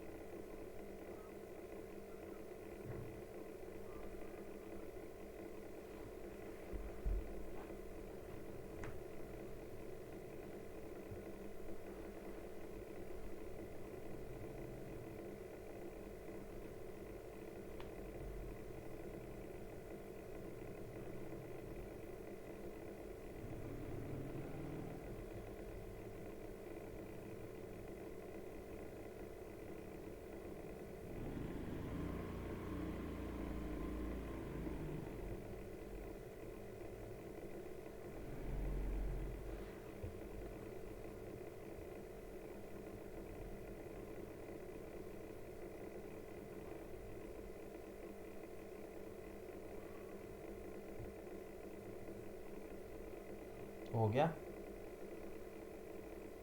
बस कर रहा हूँ सर, 2 मिनट। ये लैपटॉप हैंग हो रहा है थोड़ा सा।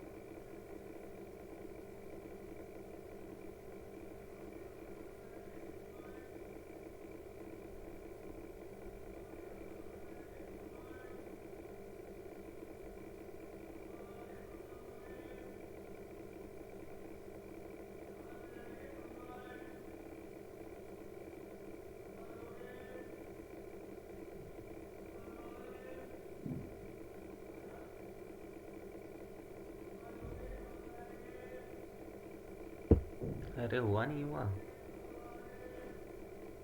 कितना हो गया एक बार मेरे को दिखाओ। दिक्कत तो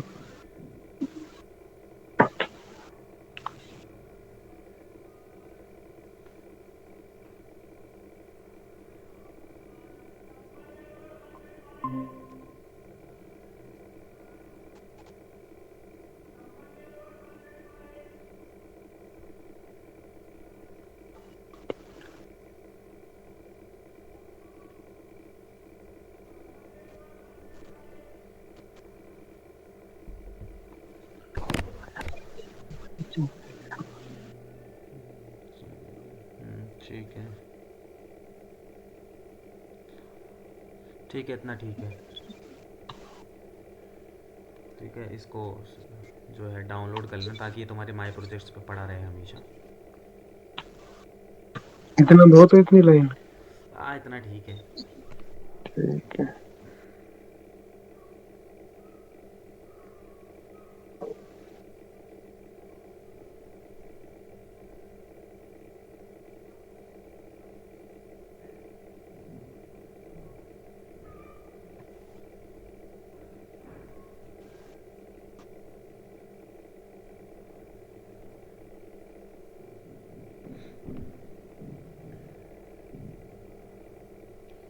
चलो यहाँ से अब हम आगे स्टार्ट करते हैं।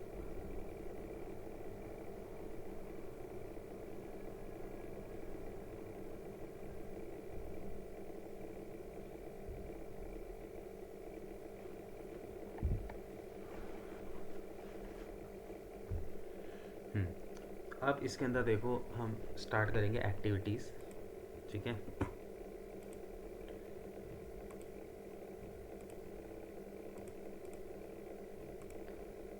देखो एक चीज़ याद रखना कि जो S on page of page जो एस होता है ना, वो यूजुअली किसके ऊपर किया जाता है?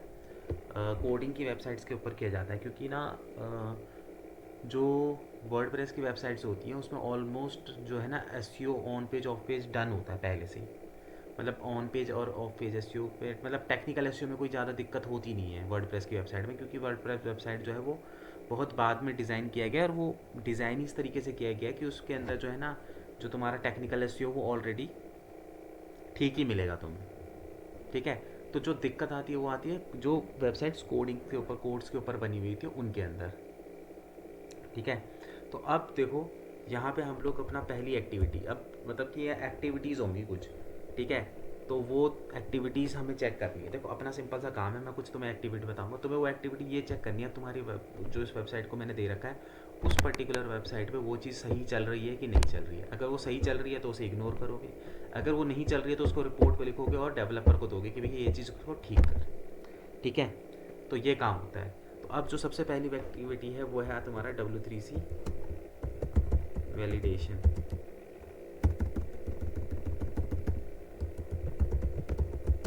ठीक है, ये जो दिक्कत होती है तुम्हारी HTML इसके अंदर होती है। तुम्हारी वेबसाइट के जो HTML होता है ना उसके अंदर ना क्या होता है कि बहुत सारे ना छोटे छोटे से एरर्स होते हैं, बहुत माइनर माइनर से एरर्स होते अरे हैं, लेकिन क्या? क्या क्या? कुछ कह रहे थे पीछे से? नहीं सर। तो बेसिकली इसके अंदर क्या होता है कि HTML के अंदर जो है हमारी वेबसाइट जो होती है, हमारी वेबसाइट पे क्या होता है कि बहुत मतलब कि छोटे छोटे जैसे कहते हैं ना माइनर माइनर से क्या होते हैं इश्यूज हमारी वेबसाइट के अंदर आते हैं। ठीक है, तो बेसिकली अब हमें करना क्या होता है कि वो इश्यूज़ को हमें फाइंड आउट करना है और डेवलपर के थ्रू उसको ठीक करवाना है।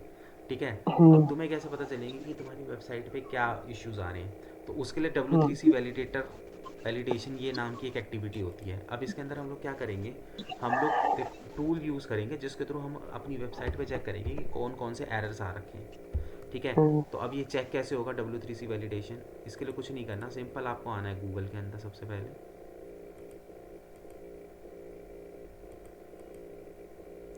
ठीक है, गूगल के अंदर आने के बाद आप यहाँ पे सिंपली टाइप करोगे W3C वैलिडेटर।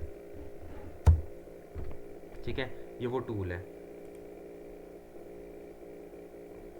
ठीक है, अब इसके अंदर तुम्हें क्या करना है, तुम्हारी वेबसाइट के जितने भी पेज हैं हर पेज पे एरर होगा, तो तुम्हें हर पेज का एरर फाउंड आउट करना है। तो पेज का एरर कैसे फाउंड आउट करोगे? जिस भी पेज का एरर फाउंड आउट करना है तुम उस पेज का यूआरएल यहाँ पे डालोगे। जैसे मैं एच के होम पेज का डाल रहा हूँ, तो मैंने यहाँ पे डाला। ये करने के बाद मैं सिंपली यहाँ पे क्या करूँगा, चेक पे क्लिक करूँगा। अपनी वेबसाइट का डालना है इस पर सीधे? जो वेबसाइट का मैंने तुम्हें दिया है। अच्छा, प्रोजेक्ट है। हाँ, ट्रू बल्क एसएमएस का, ट्रू बल्क एसएमएस के ऊपर आप करोगे ये सारी चीज़ें। हाँ जी। ठीक है। तो अब जैसे ही मैंने यहाँ पे डाला तो देखो यहाँ पे मुझे कुछ एरर्स दिखाई दे रहे हैं, दिखाई दे रहे हैं। Error info, error. इन्फो का मतलब है हाँ कि हाँ। अभी वो तुम्हें इन्फो दे रहे हैं कि एरर है बहुत माइनर सा, बट उसको ठीक कर लो नहीं तो वो एरर में कन्वर्ट हो जाएगा। हम्म। ठीक है, तो यहाँ पे अगर तुम आओगे तो देखो कितने एरर है, ऑलमोस्ट 69 एरर है। अब ये एरर क्या है, ये बहुत माइनर माइनर से एरर है। ठीक है, कोडिंग के। अब ये 69 एरर है, 5 मिनट में इन एरर्स को जो डेवलपर है वो ठीक कर देगा। बहुत ही ज़्यादा माइनर से ये क्या होते हैं, एरर है। एरर्स होते हैं। ठीक है, हम्म। तो ये सारे के सारे एरर्स कौन ठीक करता है? डेवलपर आपके ठीक करता है। अब आप उसको दोगे कैसे ये एरर? तो करना कुछ नहीं है, जैसे सपोज करो यहाँ पे मैंने लिखा एक्टिविटी का नाम W3C वैलिडेशन। ठीक है, मैंने यहाँ पे क्या करा, अब जैसे होम पेज का है तो मैं होम पेज पे गया। ये जो एरर है कौन से पेज का निकाला है मैंने? होम पेज का निकाला है। तो जैसे ही होम हम्म। पेज का तुमने यहाँ पे यूआरएल डाला तो यहाँ पे देख रहे हो ऊपर एक यूआरएल बना हुआ है। तुम्हें कुछ नहीं करना, हम्म। इस यूआरएल को कॉपी करना है और इस यूआरएल को यहाँ पे लगाना है। क्योंकि जो डेवलपर होगा ना वो डेवलपर सीधे इस यूआरएल पे आएगा। हम्म। ठीक है, इस ये यूआरएल पे कहाँ लगाना है हमें? ये अपनी रिपोर्ट पे लगाना है। हम्म। ठीक है, तो जैसे डेवलपर आया तो तुमने क्या करना है कि ये होम पेज का लगाना है। फिर उसके बाद तुम क्या करोगे, जैसे सपोज करो मेरा सर्विसेज का पेज है। हम्म। ठीक है, अब मैं क्या करता हूँ कि कोई दूसरे पेज के एरर चेक करता हूँ, मतलब सारे पेजों के एरर तुम्हें यहाँ पे चेक करने, तुम यहाँ पे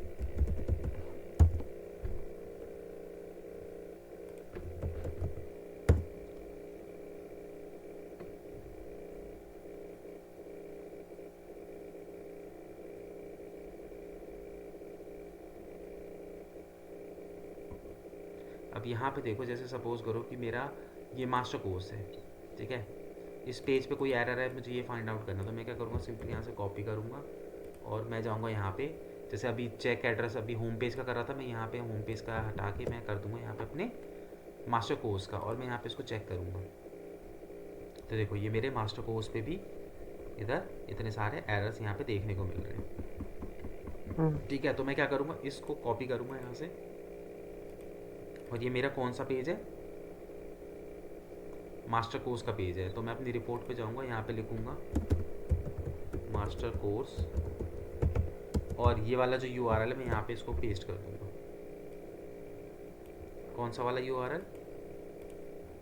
मास्टर्स कोर्स मास्टर होगा के एरर। पे को मास्टर कोर्स के जो यूआरएल उसको चेक करने के बाद जो ये ऊपर, क्योंकि देखो इससे होगा क्या कि डेवलपर होगा ना, डेवलपर आएगा हम्म। वो सीधे ये देखेगा कि अच्छा ये W3C वैलिडेशन होम पेज पे ये दिक्कत हो रही है, मास्टर कोर्स पे ये दिक्कत हो रही है। वो W3C वैलिडेशन पे बार बार नहीं जाएगा, वो जस्ट क्या करेगा, इसको करेगा यहाँ से कॉपी। ठीक है, और अपनी हम्म। विंडो में इसको जाके ऑन करेगा। तो यहाँ पे आके कॉपी करके वो जैसे यहाँ पे पेस्ट करेगा और एंटर करेगा तो उसको ऑटोमेटिकली यहाँ पे एरर दिख जाएंगे सारे के सारे। हाँ जी। ठीक है, तो तुम्हें क्या करना है, सारे जितने भी पेज हैं उन पेजेस को क्या करना है, पहले चेक करना है, अगर दिक्कत है तो उसका नाम लिखो, और जो यहाँ पे यूआरएल बन रहा है उस यूआरएल को, उस पेज के यूआरएल को यहाँ पे आके क्या कर दो, पेस्ट कर कॉपी। दो। हम्म। कॉपी करके पेस्ट कर दो अपने इसके अंदर, रिपोर्ट के अंदर। ठीक है। ठीक है, हम्म।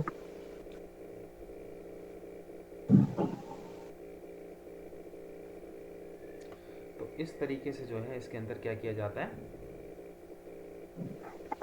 क्या नाम था इसका? W3? W3C validator.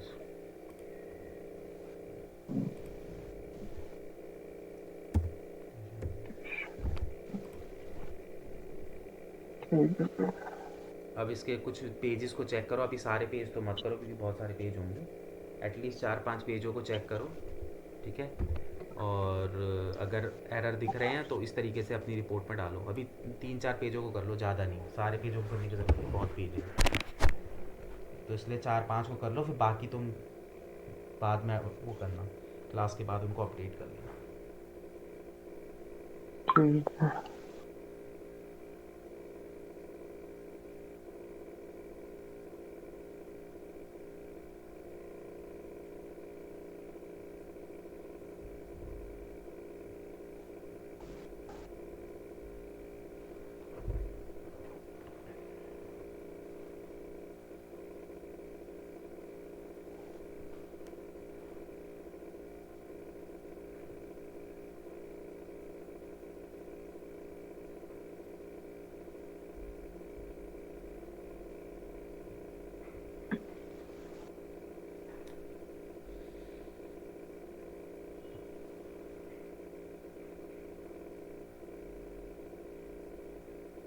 वैलिडेटर आ रहा है कुछ नाम तो। हाँ वही W3C वैलिडेटर।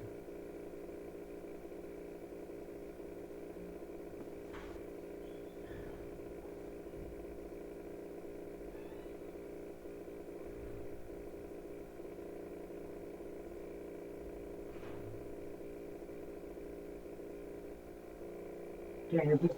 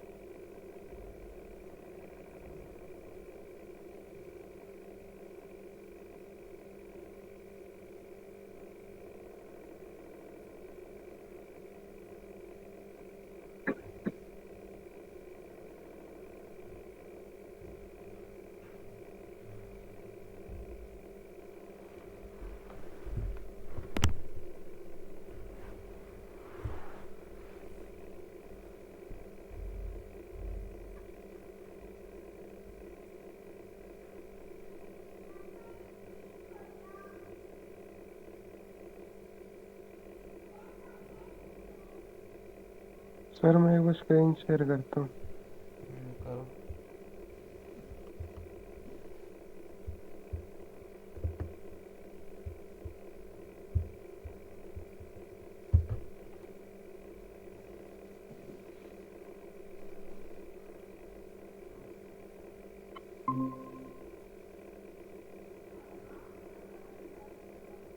ये डाल दिया अब। हाँ बस अब देखो इसमें कितने वो हैं, एरर्स हैं नीचे, ये रहा। है ना। तो बस अपनी रिपोर्ट, कौन से पेज का है ये? होम का। तो बस अपनी रिपोर्ट पे जाओ, वहाँ पे लिखो पहले W3C वैलिडेटर, फिर उसके नीचे हम्म, होम लिखो, होम के आगे फिर ये जो ऊपर यूआरएल बन रहा है ना टॉप पे तुम्हारा, यूआरएल ये वहाँ पे डाल दो। यही वाला ना। ये नहीं, इसके ऊपर वाला, जो ऊपर देखो, इसमें। एकदम ऊपर देखो यार। अच्छा ये, अच्छा हाँ ठीक ये है। अभी तो बताया था मैंने तुमको। हम्म,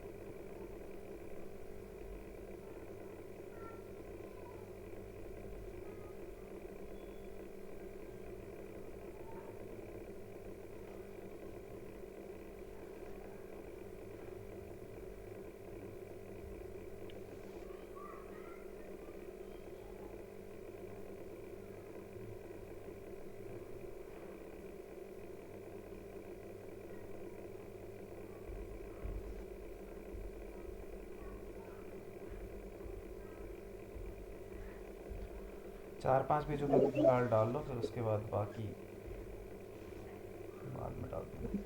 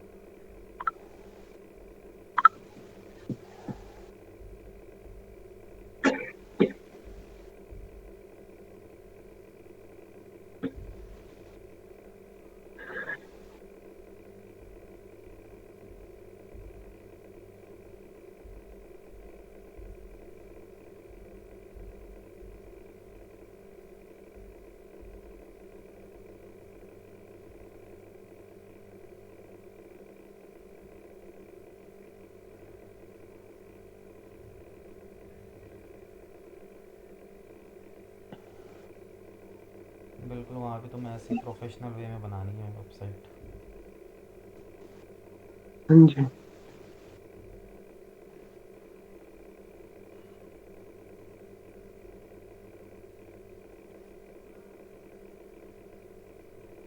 बढ़िया से बना के दोगे ना तो तुम्हें बहुत फ़ायदा होगा इसका।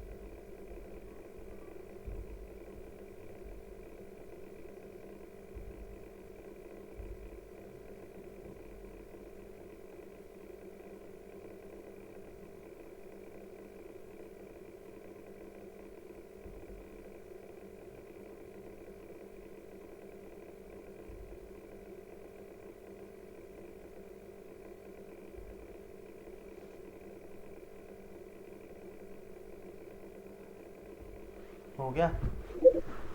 नहीं, अभी जितने हो गए उसको छोड़ दो, फिर बाकी के बाद में कर लेना।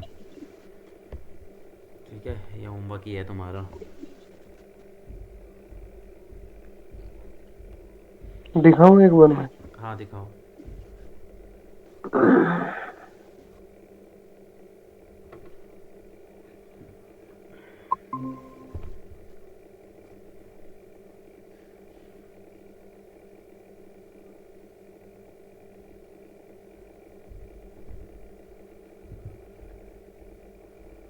ठीक है, इनको थोड़ा सा सीक्वेंस में लगाओ ना।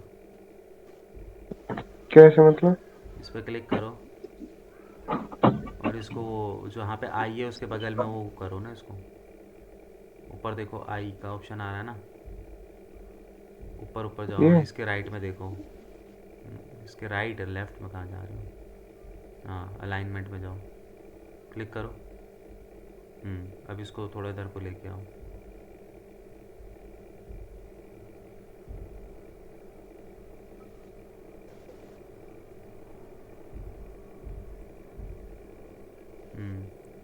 और इसको थोड़ा सा किधर को खींचो ताकि वो बड़ा हो जाए। इधर से बस, थोड़ा सा इधर, इस तरीके से थोड़ा सा। अब वो ज्यादा बड़ा हो गया। थोड़ा सा छोटा कर दो फिर।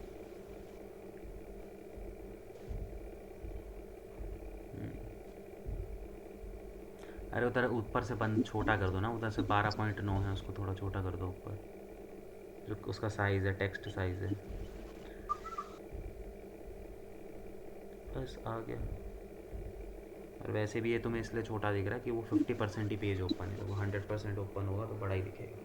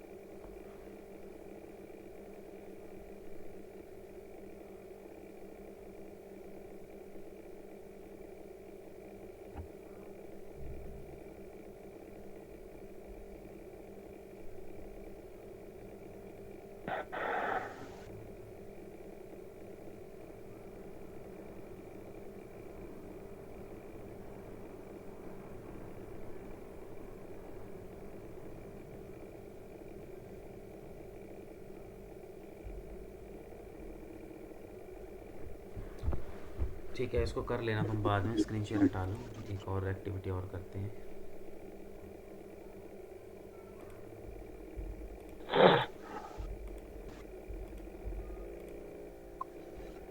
इसके बाद जो नेक्स्ट एक्टिविटी है वो है तुम्हारा URL स्ट्रक्चर। ठीक है, URL स्ट्रक्चर। अब देखो URL स्ट्रक्चर के अंदर क्या होता है कि दो टाइप के URL होते हैं हमारी वेबसाइट के। ठीक है, अब ये URL ऑटोमेटिकली बनते हैं। ठीक है, तो दो टाइप के URL होते हैं, एक होता है तुम्हारा स्टैटिक और एक होता है तुम्हारा डायनामिक। ठीक है, स्टैटिक यूआरएल और डायनामिक यूआरएल, इन दोनों में क्या डिफरेंस होता है? देखो, स्टैटिक यूआरएल जो होते हैं वहाँ पे बेसिकली हम, अगर तुम्हारे यूआरएल पे सिर्फ हाइफिन्स यूज़ हैं, हाइफिन्स का मतलब हो गया सिंपल सा कि डैश और स्लैश, ये दो, इन दो को हाइफिन बोलते हैं। हाँ। ठीक है, अगर तुम्हारी वेबसाइट के जितने भी यूआरएल्स हैं उन पर हाइफिन यूज़ हो रहा है तो वो तुम्हारे स्टैटिक यूआरएल है। और अगर तुम्हारे वेबसाइट पे कहीं पे भी कोई भी स्पेशल कैरेक्टर अगर नज़र आ रहा है दैट मीन्स कि वो एक तरीके से क्या है, डायनेमिक यूआरएल है। इसका मतलब क्या हो गया तुम्हारा, ये सारे के सारे क्या होते हैं, वो होते हैं स्पेशल कैरेक्टर होते हैं। ठीक है, तो ये सारे के सारे क्या हैं, मतलब कि सिंपल सा तुम्हें ये फोकस करना है कि अगर डैश और स्लैश है तो वो हाइफिन यूज है, तो दैट मीन्स कि तुम्हारा जो यूआरएल है वो क्या है, स्टैटिक फॉर्म में है। और अगर तुम्हारी वेबसाइट पे इन दोनों के अलावा कुछ भी दिख रहा है, इवन नंबरिंग भी दिख रही है 1 2 3 4 इस तरीके से, तो भी वो क्या है, डायनामिक के अंदर आ जाता है। ठीक है, तो इस तरीके से हम लोग पहचानते हैं कि हमारी वेबसाइट पे जो यूआरएल बने हुए हैं वो स्टैटिक है कि डायनामिक है। समझ में आ गया कि कैसे पहचान होगी कि यूआरएल स्टैटिक है कि डायनामिक है।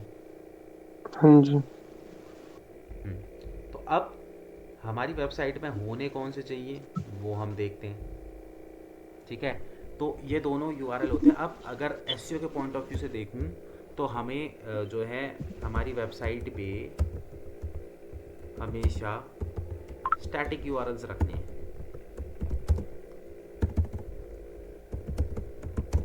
ठीक है, स्टैटिक यूआरएल क्यों रखने हैं उसका एक रीज़न है कि जो हमारी वेबसाइट है वो बेसिकली स्टैटिक यूआरएल्स क्या होते हैं कि जैसे कि मैंने तुम्हें क्या बताया था कि टेक्निकल एसईओ हम लोग किसके लिए करते हैं,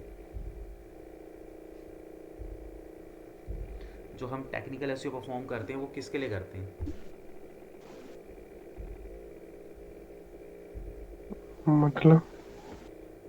मतलब कि टेक्निकल एसईओ क्यों करते हैं, इससे टेक्निकल एसईओ करने से हमें क्या फ़ायदा होगा।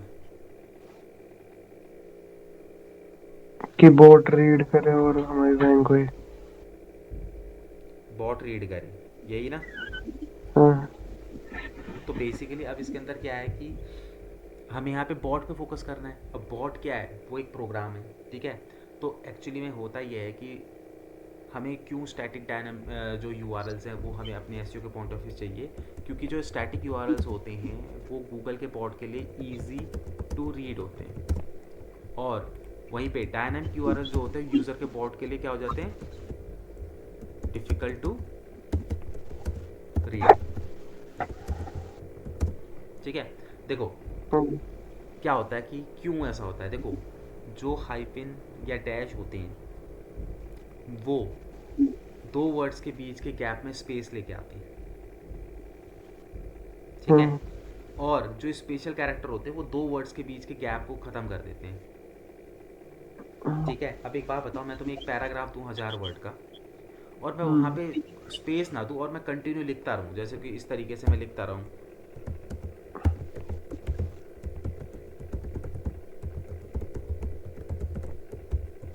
तो तुम क्या पढ़ पाओगे उस पैराग्राफ को। नहीं। पढ़ लोगे लेकिन तुम्हें बहुत ज़्यादा टाइम लगेगा उसको पढ़ने में। ठीक है, बहुत ज़्यादा टाइम लगेगा, बहुत दिक्कत आएगी पढ़ने में। तो होता क्या है कि जब जब गूगल का बॉट हमारी वेबसाइट पे आता है तो सबसे पहले वो हमारे यूआरएल को ही पढ़ता है, क्योंकि हमारे यूआरएल से उसको ये पता चलता है कि वो हमारे कौन से पेज पे है। ठीक है, एक सेकंड देना है, एक इम्पोर्टेंट कॉल आ रहा है। हेलो, हाँ बढ़िया, बताओ। क्लास ले रहा हूँ यार, 5 मिनट रुकेगा। हाँ हाँ, मैं करता हूँ 5 मिनट।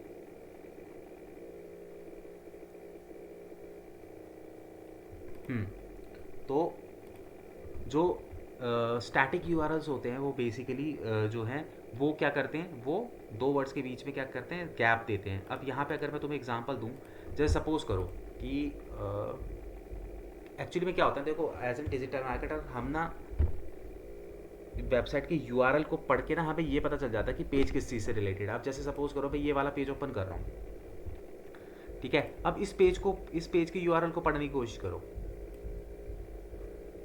ये तुम्हारा वेबसाइट का यूआरएल हो गया hdt.in, उसके बाद आ रहा है advance dash course dash in that digital dot dash marketing.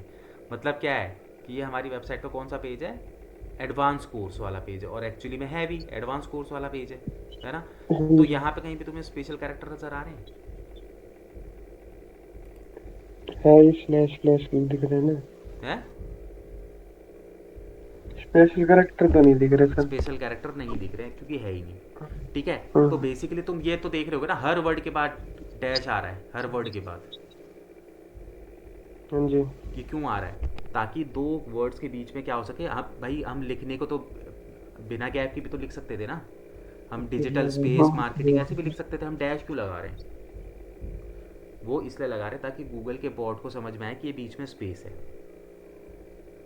ठीक है, अब यहीं पे कहीं पे अगर कोई स्पेशल कैरेक्टर लग जाए, सपोज करो यहाँ पे अगर मैं इसको स्पेशल कैरेक्टर लगा दूँ, ठीक है, तो अब ये ना इन डिजिटल हो जाएगा, क्योंकि ये गैप जो है वो स्पेस ख़त्म कर देता है बॉट के लिए। तो बॉट इसको इन डिजिटल पढ़ेगा। ठीक है, तो उस कंडीशन में बॉट कंफ्यूज होगा कि नहीं होगा?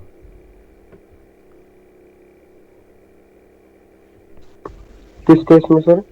अगर मैं यहाँ पे एट द रेट लगा दूँ हर जगह, तो गूगल का बॉट अब इसमें कंफ्यूज होगा कि नहीं होगा इसको पढ़ने में? हाँ जी, होगा। होगा ना। अब उसको हाँ। डिजिट, अगर तुम्हारी वेबसाइट पढ़ने में डिफिकल्टी होगी तो क्या करेगा? वो तुम्हारी वेबसाइट को छोड़ के चले जाएगा। हम्म। सिंपल सा। ठीक है, क्योंकि वो ज़्यादा टाइम स्पेंड नहीं करेगा तुम्हारी वेबसाइट पे, क्योंकि हर वेबसाइट का एक क्रॉलिंग बजट सेट होता है गूगल की तरफ से। अगर तुम्हारी वेबसाइट पे ज़्यादा टाइम लग रहा है तो फिर उसको क्या होगी, दिक्कत होगी। ठीक है, हाँ जी, हाँ जी। तो बेसिकली द पॉइंट इज़ कि हमें हमारी वेबसाइट पे क्या करना है, अपनी वेबसाइट के हर यूआरएल पे जाना है और वहाँ पे जाके हमें ये चेक करना है कि हमारा जो वेबसाइट पे यूआरएल है वो डायनामिक है कि स्टैटिक है। हर पेज को ओपन करो, हर ब्लॉग, अगर ब्लॉग है तो हर ब्लॉग को ओपन करके देखो और वहाँ पे चेक करो कि ये तुम्हारा जो यूआरएल है वो स्टैटिक है कि डायनामिक है। मैंने बता दिया तरीका कि कैसे फाइंड आउट होता है। ठीक है, क्योंकि देखो यार, ये सिंपल से बॉट है, इन बॉट्स के अंदर जो इनके माइंड में डाला जाता है इनको वही समझ में आता है। ठीक है, बॉट्स के साथ तुम चैलेंजेस तो नहीं कर सकते। अब किसी बॉट को ये बोल दे किसी इंसान को थप्पड़ मारना लीगल है, तो उसको नहीं पता, वो मार देगा, क्योंकि वो बॉट है, उसके दिमाग में ये चीज़ फीड की गई है। सेम उसी तरीके से बॉट के माइंड में फीड की गई कि स्पेशल कैरेक्टर आएंगे तो भैया वो स्पेस ख़त्म कर देता है, और अगर हाइफिन यूज़ करते हो तो उसको वो एज एन स्पेस समझेगा। ठीक है, तो हमें, मैंने बताया ना कि हमें तो उसके अकॉर्डिंगली चलना पड़ेगा, हाँ बॉट के जी। अकॉर्डिंगली। तो इसीलिए इस एक्टिविटी के अंदर हम लोग क्या करते हैं, हमारी वेबसाइट पे हम जितने भी यूआरएल है उनको चेक करेंगे और वहाँ पे चेक करेंगे कितने स्टैटिक्स हैं और कितने डायनामिक हैं। अगर वेबसाइट के यूआरएल स्टैटिक हैं तो वेल एंड गुड है, कोई दिक्कत नहीं है। लेकिन अगर जहाँ पे तुम्हें दिखाई दे रहा है कि भाई ये जो जैसे फॉर एग्जांपल कि अगर तुम्हें ये यूआरएल मिला वेबसाइट पे, हाँ। तो ये आपको दिखाई दे रहा है कि ये क्या है, ये एक तरीके का डायनामिक यूआरएल है। तो तुम क्या करोगे, पहले इसको वहाँ पे लिखोगे यूआरएल स्ट्रक्चर, और इसके नीचे लिखोगे डायनामिक यूआरएल्स, और उसके नीचे तुम क्या करोगे, ये जो भी पेज का ये यूआरएल होगा वो लिख देना सेम उसी तरीके से जैसे ये एडवांस के पेज का है ना, एडवांस कोर्स का है, तो मैं यहाँ पे लिखूँगा एडवांस कोर्स। ठीक है, और उसके बाद पता भी तो चलना चाहिए ना कौन से पेज का यूआरएल, एडवांस कोर्स। उसके बाद तुम यहाँ पे क्या करोगे, इसको लोगे, इसको करोगे यहाँ पे कॉपी। ठीक है, और उसके बाद नीचे तुम क्या करोगे, कंट्रोल वी करोगे और यहाँ पे तुम बताओगे उसको, ये चेंज करके तुम खुद दोगे उसको डैश, और इस पे चेंज करके डैश। ठीक है, ये, और तुम यहाँ पे नीचे सजेशन पे लिखोगे उसको कि भाई please make this dynamic URL into static URL. And उसके बाद तुम थोड़ा सा ये भी कर सकते हो, please remove all the special character into hyphens. ठीक है, तो वो इससे भी समझ जाएगा। अगर तुम कोई डायनामिक ये वाला यूआरएल तुम नहीं भी दोगे, सपोज करो ये नया वाला यूआरएल तुम नहीं भी दोगे, तुम ओल्ड वाला दे रहे हो, तो तुम इसमें नीचे सजेशन में लिख दो कि भाई जो dynamic URL, please make this dynamic URL into static URL, please remove all the special character into hyphens, मतलब कि स्पेशल कैरेक्टर को हाइफिन पे चेंज कर दो, तो वो इससे भी समझ जाएगा।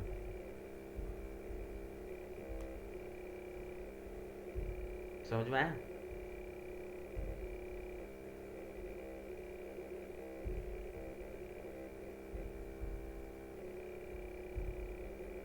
थोड़ा थोड़ा आया था। क्या नहीं आया वो बताओ। जो वो तो समझ आ गया कि ये सजेस्ट करना हमें, पर वो मतलब उसको क्या कॉपी करे, क्या भेजना है, मतलब क्या लगाना हमें? उसको कुछ नहीं करना है, जिस पेज का डायनामिक यूआरएल तुम्हें दिखाई दे रहा है, तुम्हें पेज का नाम लिखना है। जैसे यहाँ पे मैंने लिख दिया एडवांस कोर्स, ये एडवांस कोर्स का ही तो पेज था मेरा, हम्म। ठीक है। और मैंने उसका यूआरएल यहाँ पे डाल दिया जो कि क्या है, जो ओरिजिनल है। डायनामिक है। हाँ। मतलब जो रियल, अभी जो रियल है ये कर दिया। हाँ जी। अब यहाँ पे नीचे हाँ। सजेशन में डाल दिया कि please make this dynamic URL into static, मतलब इसको डायनामिक ठीक है यूआरएल को ठीक। स्टैटिक पे चेंज कर दो। और हाँ बस जी। रिमूव कर दो स्पेशल कैरेक्टरों को हाइफिन से। तो वो क्या करेगा, जहाँ जहाँ पे भी स्पेशल कैरेक्टर होगा वहाँ पे हाइफिन यूज़ कर देगा बस। और जैसे ही वो ये सारी चीज़ें हाइफिन यूज़ कर देगा तो हम्म। ऑटोमेटिकली ये यूआरएल क्या बन जाएगा, स्टैटिक में चले जाएगा। स्टैटिक बन जाएगा, हाँ। बस यही करना है। ठीक है, ये भी मतलब उसमें रिपोर्ट में शो करना है। बिल्कुल रिपोर्ट पे एक एक चीज़ रिपोर्ट में, ये सब चीज़ें रिपोर्ट पे तो डालनी है हमको। ठीक है सर। क्लियर है, हाँ जी। कर लोगे इसको। हाँ जी। तो तुम्हारा ये होमवर्क है आज का। सबसे हम्म। पहले जो है W3C वैलिडेटर का जितने हैं वो डाल देना उसके अंदर पेजेस, जहाँ जहाँ मतलब तुमने, जितने जितने उसके उसके अबाउट us में है वो सब कुछ है। हाँ सारे डालने पड़ेंगे। सर्विस के जितने लिंक ही तो पेज हैं। डालना है तुम्हें उसका, हाँ हाँ। W3C वैलिडेटर का उठा के, बाकी कुछ लिखना थोड़ी ना उसमें। ठीक है ठीक।